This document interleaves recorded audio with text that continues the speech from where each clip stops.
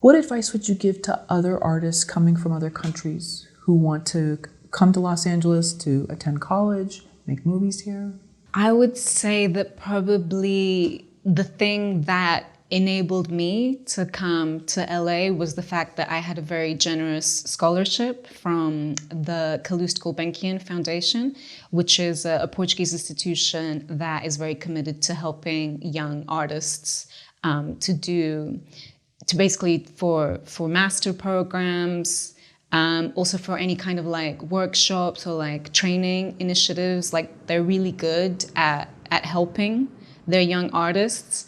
And I think especially for international students coming to LA, I mean, if you can get any kind of help, that's really instrumental, because obviously I'm sure you can imagine that the fees for an international student are eye-watering, to say the least.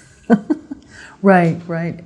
And then once a student from another country comes here, any advice on what they can do, how they can acclimate better to the LA? I know it's culture shock for everybody, even coming from Northern California. It was. I mean, I think that, you know, the UCLA network, I mean, that's the one that I know the most intimately. It's huge and it's very welcoming. And, you know, that's something that is encouraged at the UCLA Film School. Like, we all crew on each other's films, all of us, you know, because I camera assisted, so I AC'd on like a bunch of shorts and features when I was at UCLA. And then people, you know, return the favor.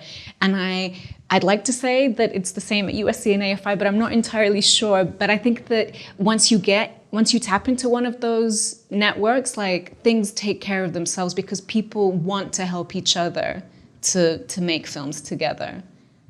You know, we had a video that we posted where someone just talked about short films, and in the beginning they had people work on them for free and vice versa, and there was sort of, you know, it's an understanding in the indie film community, and especially in the beginning of someone's career, that you're going to help out. And I know some people had some backlash to that, because they said, well, you're encouraging artists to work for free and not be paid.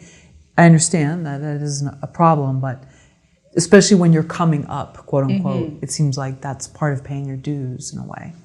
And that's the thing, I mean, because I AC'd for free after having worked as a professional on so many films, I feel that it's like, I think you can only ask for a favor if you've done a favor for that person or you're going to do a favor. So I always make a point of, like, you know, if someone crewed for me, I would absolutely 100% crew for them. Like, you don't even have to ask me, you know, just tell me what time to be there and I will be there with all my kit and I won't charge you a cent, because you were there for me when I needed help, so I'm going to be there for you. And I think, you know, your word is your bond. I think it's all that you have in this industry. So I'm very conscientious of doing that always.